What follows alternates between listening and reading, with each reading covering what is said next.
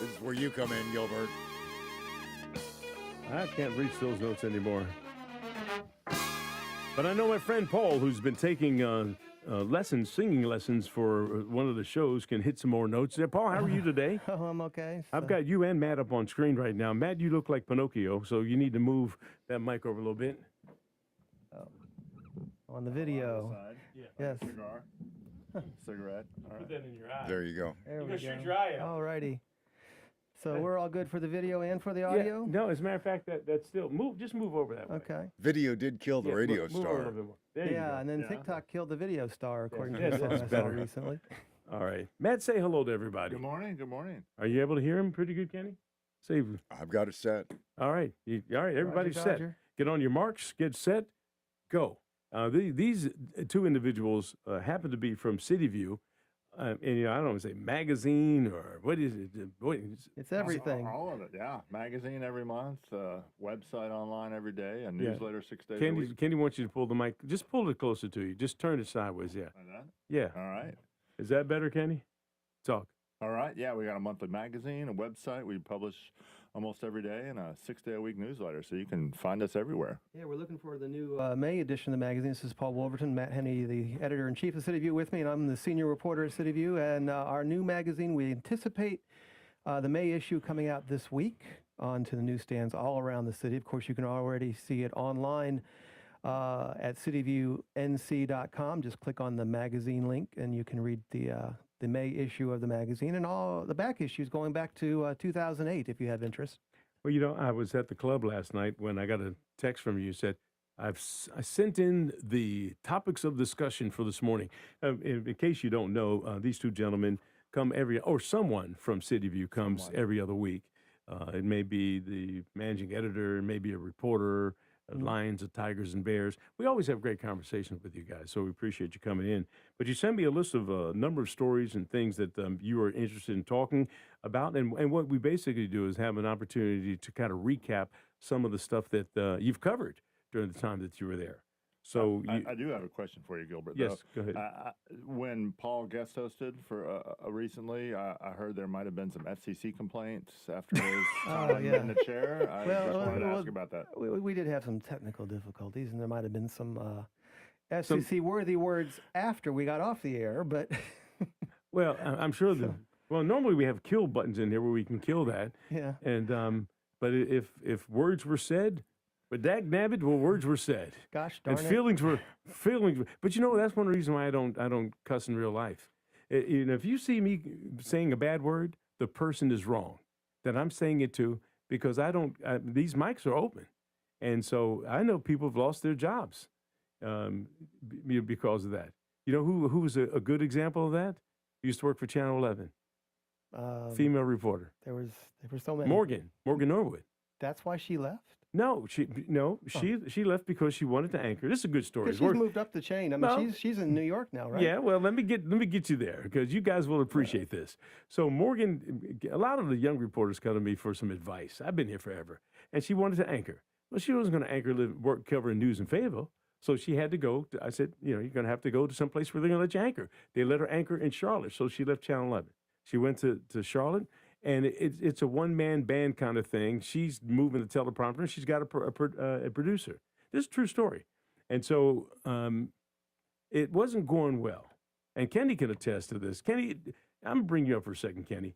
Okay. Wait, where are you? Is your camera? Oh, your camera's not up. That's okay. That's all right. But you can attest that things don't go right sometimes. Well, I'm kind of worried about this story, but you go ahead with your story because I know that You were here. I was here, and I could have been the one, and I haven't heard anything about it yet, so I don't even want to talk about Matt's it. pulling your leg. Okay. He's in here cracking up right now. Oh. Because it was a joke, but it led to my story. All right, let me get back to my real life story. Dang it, Matt. Matt, you had him in it. You should have seen it. I was when you, sweating. No, I had it. That was great. I know when you started saying it, Kenny was like this. Yeah. Put my Ripping headphones. his What headphones what off and looking happened? around. Okay. Yeah, I thought it Paul was didn't me. say anything Ooh. bad on the air. No, it was me. Yeah. When the phones wouldn't work. Well, It all wasn't right. So Paul. Morgan Norwood went to Charlotte, and she had a little. She faux said a pas bad word the- on the air. in Charlotte. Yeah. And then she got departed from Charlotte. No, they fired her. No, you guys, they fired me at Channel 5. Don't be sugarcoating stuff. All right. They Look, have you ever been fired, Paul? I've been laid off. That's close Nah. enough. Matt, you've been fired? No. No, you haven't. You've been that good at this? Oh, I got out before the axe fell. Oh, you saw it coming. Yeah. Okay, so then I trust you. Anybody who's in this business hasn't been fired, I don't trust them. Anyway, so I gee, trust thank you. Morgan. Okay. So Morgan was fired, and I called her. I'm Uncle Gil to most of these young reporters. I said she wouldn't take my call. Then finally she called. She said, "Oh, Uncle Gil." I said, "What happened? What you doing?" I've been calling. I got fired. I said, "I know what happened. You cussed on the air." And then she said, "Well, it was bad. It was going on. It wasn't going right." And I thought that we were off the air. And I said, and normally that's the case. I see, see these red lights here? I know I'm on here. Yeah, See, it's a red light. I know I'm on. You don't know, many years ago, back when Goldie was hosting this show, one of the guests, like a big, TV or movie star or something, got frustrated and cussed on the air. And Goldie mentioned it to me just recently, actually. Yeah. Well, Morgan did the same thing. Yeah. All right. And so I said, "Well, have you put out your air check tape or anything?" "No one's going to hire me now." She's doing Get great. out of here. She's on I- ABC. Yeah, I'm getting to that part. All right. And so stop it. The Stop clock it. is running, Look, Gilbert. Get to the Okay, yeah, punchline. well, you're right about that because I'm wasting your time. So anyway, bottom line is, boom, she get her taped out. Next, she's hired by ABC in Los Angeles. Then she's in New York, and now she's on Good Morning America. So in other words, Kenny, you can say a bad word and still get a job. Good. I'm going to need one after All right. today. Look, the heck with all that. Let's talk about why you're here, because you sent me a bunch of stuff here. We don't have- Parents yeah. and communities continue to argue to keep their schools from shutting down during consolidation. Yeah, so- That's an interesting story. But really, do they really have any? You can write about it, but isn't the handwriting on the wall on that? Well, they have a vote May 12th, but It's the Board of Education has a vote. yeah, Board of Education has a vote on May 12th to close these two elementary schools, Manchester and Spring Lake, and J.W. Kuhn here in Fayetteville. And last week there were public hearings as part of the state process for closing schools. They had to have public hearings, and the one in Spring Lake had a big crowd. A lot of folks in Spring Lake are upset that they're going to close one of their two elementary schools there. J.W. Kuhn's a little bit different because they're going to close the campus for a few years while they build a new one. But in Spring Lake, it's just closing it, and they'll be down to one school. And there's a lot from the Board of Commissioners there to lots of parents and educators. They're very concerned about closing that school there. Who actually covered that story? Deja did. Deja Williams, Deja. our education reporter. Yeah, she's a good reporter. Absolutely. Yeah, and Oh, we had her, and she's a good interview too. Mm-hmm. All right, Paul, what'd you cover? Oh, I covered a lot of things. So there's Cumberland County is a little fed up or frustrated, I guess might be a better word. The commissioners are with the state regulators at the Department of Environmental Quality because, Chemours, the chemical plant down in the Grays Creek area, is responsible, been held responsible for contaminating the drinking water of a lot of people in the Grays Creek area with the PFAS Gen X chemicals, the forever chemicals. And the state took action back in 2019 against Chemours, and Chemours is supposed to come back with a plan to deal with it, and the plan that Chemours came back with, the state said wasn't good enough, and so Chemours is supposed to come back with a new plan, and the county commissioners just passed a resolution and say, hey, where's that plan? You haven't made them bring back that plan, and also there's dispute about whether Chemours is really helping people there right now. Chemours is supposed to be either bringing you drinking water or they bring you a filter to put on your water system in your home to filter out the PFAS chemicals. And some of the residents came forward recently and said these filter systems, they're not working right. They're filtering the PFAS, but they're also generating lots of bacteria, which is causing its own set of problems. And so the county commissioners passed a resolution saying, get Chemours to fix this. So we'll see what happens with that. Yeah, well, Kirk Deviere was in here, and we And Kirk Deviere is the chairperson of the county commissioners. He is, and we talked about that at great length. About Comores' responsibility to make sure that these fixes are perpetual, and they're supposed to for the life of the homeowners that have been contaminated. And is that's also a problem or part of the issue that you're covering. Yeah, and also when the county gets a water, the county just also, by the way, just voted to spend more than $5 million to hire a contractor to extend a water line to that area. And this is in addition to the water line that's going to the schools down in Grays Creek, which is like $11 or $12 million. The part of the deal is that if you have to hook up to water because your well is contaminated, Comores is supposed to pay, I think, up to $75,000 of all of the connection costs you might face, plus cover your water bill for 20 years or up to $75 a month. So again, we'll see how that works out. All right, we're going to pause you for a second here. Got more stories we're going to talk about. If you're just joining us, we've got Matt Henni, who is the Cityview editor, and also Paul Woolverton, who is the senior reporter at Cityview. Both these guys, Matt's new. Yes. I still consider you new. No, absolutely. I think I'm in my 5th month. Yeah, so you're new, That's but new. Paul is old as dirt. Old, I mean, old dirt. Yes, Yeah. and we're going to Maybe be when I back. have a birthday, I'll be even older. That's right. That's coming up. We're going to have a big celebration. I'm not going to blow your thing and invite everybody to your party, but that's a whole different thing. Okay. All right, you listen to News Talk 640 WFNC. We've got Fayetteville's most dependable forecast with CBS 17 meteorologist Rachel Dunsing. It will be a mainly sunny Monday with a high of 81 degrees. Tonight will be mostly clear with a low of 55, and Tuesday will be mostly sunny with a high of 84. The weekend will start with lovely weather, but more showers arrive overnight Wednesday into Thursday and will persist through Thursday. Temperatures should stay pleasant, though, despite the rain.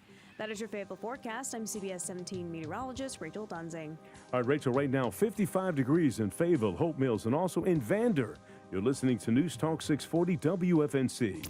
Bringing you all the news and information that matters for 4 decades. News Talk 640 WFNC. Say play WFNC wherever you get your audio.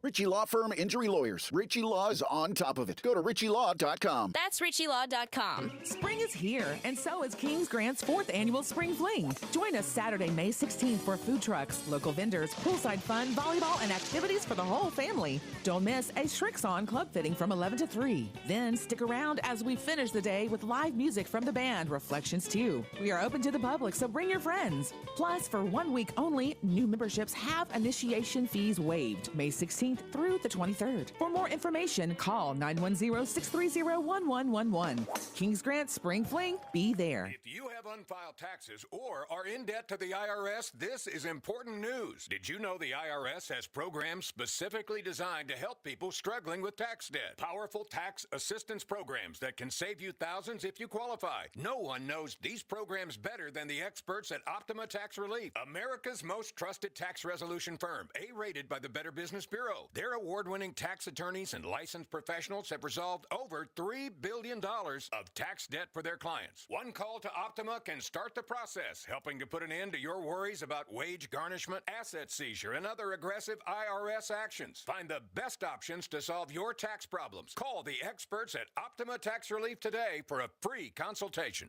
Call 800-896-8155. 800-896-8155. 800-896-8155. Optima Tax Relief. Some restrictions apply. For complete details, please visit OptimaTaxRelief.com.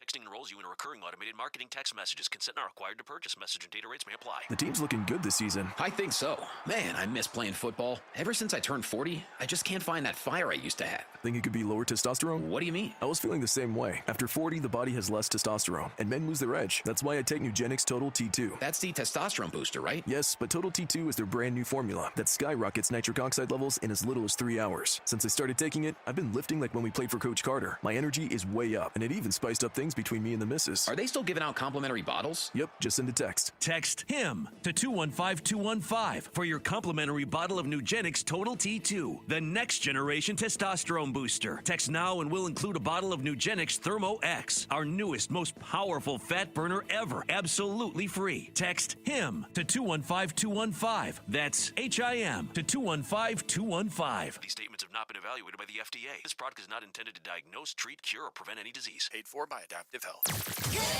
Good morning, Fayetteville with Gilbert Bays on WFNC News Talk 640 AM and now on 103.5 HD2.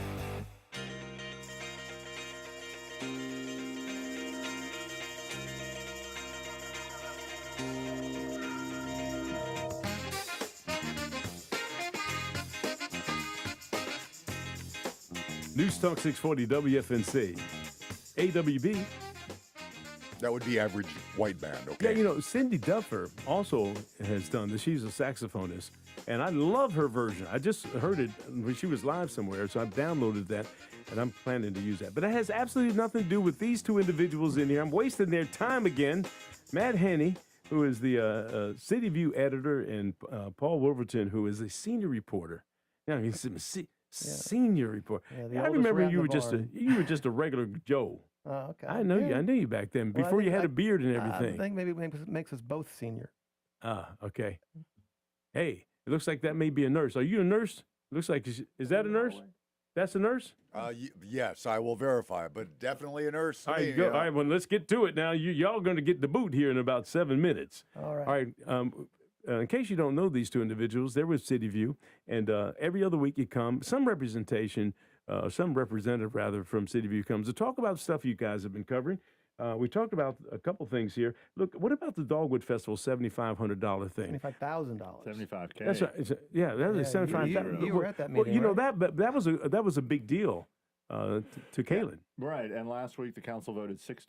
There was a little bit of disagreement to provide a one-time grant to the Dogwood Festival to help bolster their finances. They came to council recently and said that they were having some financial issues. The city stepped up and provided that grant, and now with that 6-3 vote, they got that grant, and then they're going to work with the festival to see, look at financing and funding and the overall revenue side of things for the festival and years to come, future years.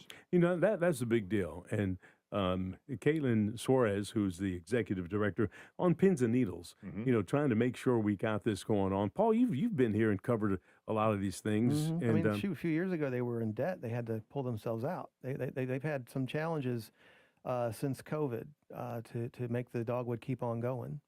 And I think Caitlin, she's done a great job though. She was high. You know, the board went without an executive director for a long period of time, and they kept it going.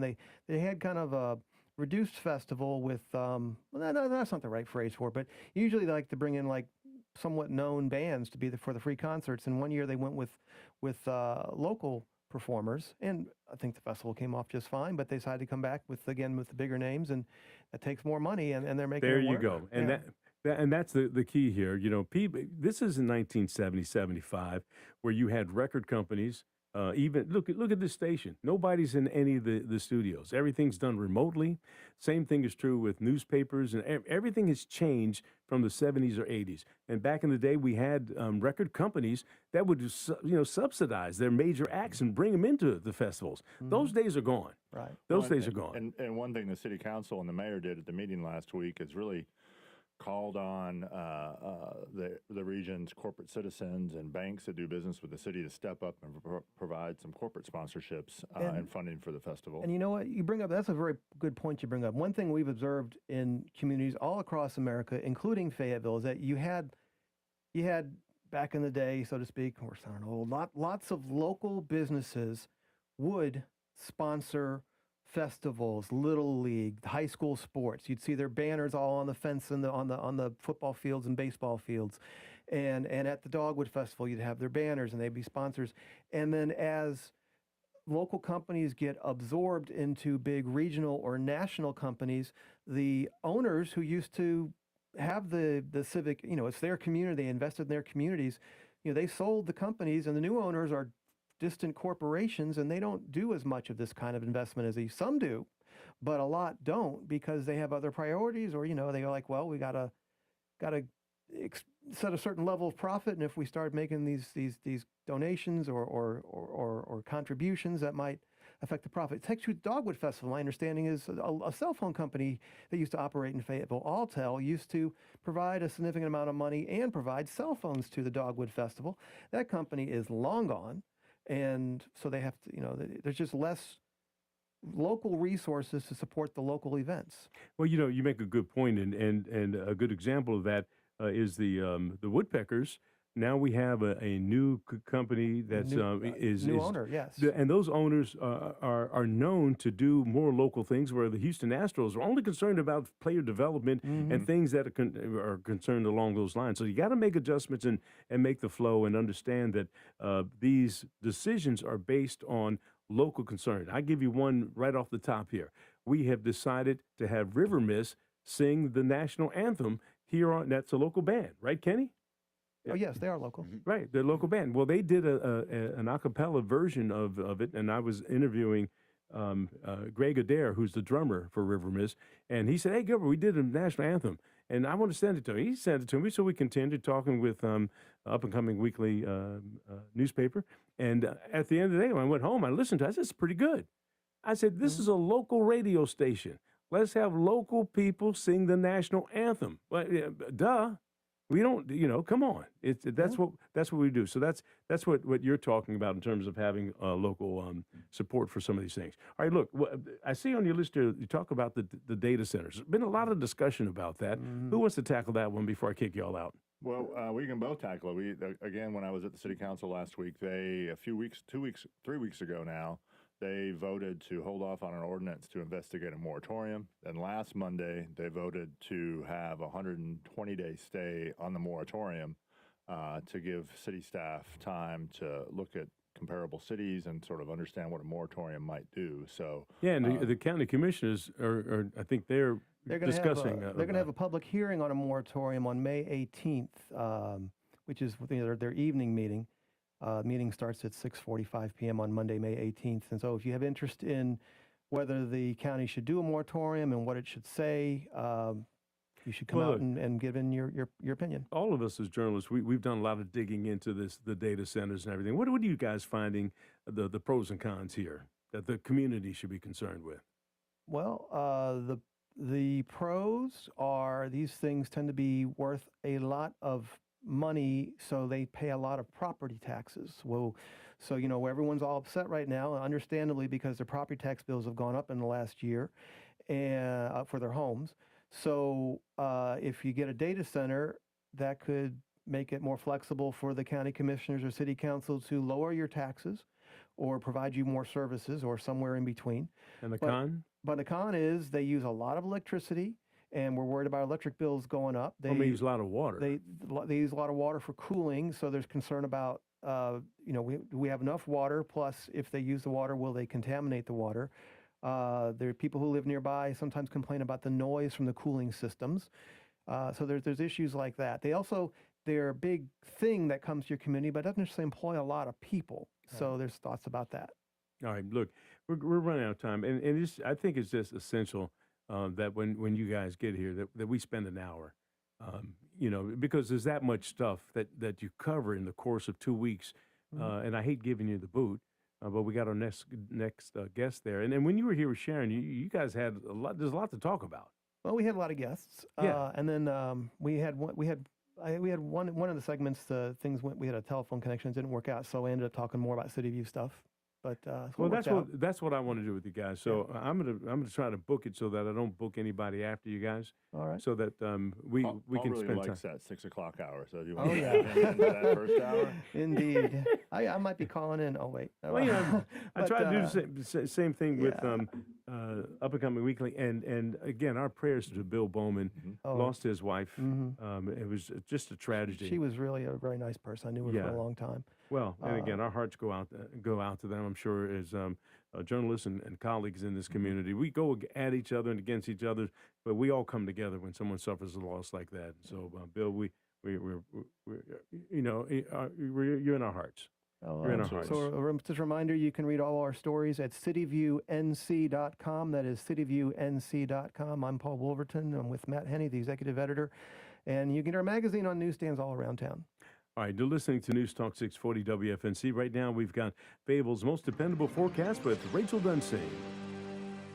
It will be a mainly sunny Monday with a high of 81 degrees. Tonight will be mostly clear with a low of 55, and Tuesday will be mostly sunny with a high of 84. The weekend will start with lovely weather, but more showers arrive overnight Wednesday into Thursday and will persist through Thursday. Temperatures should stay pleasant, though, despite the rain. That is your Fayetteville forecast. I'm CBS 17 meteorologist Rachel Dunsing. Rachel, thank you. Right now, 55 right now in Fayetteville, Hope Mills, and in Pembroke. You're listening to News Talk 640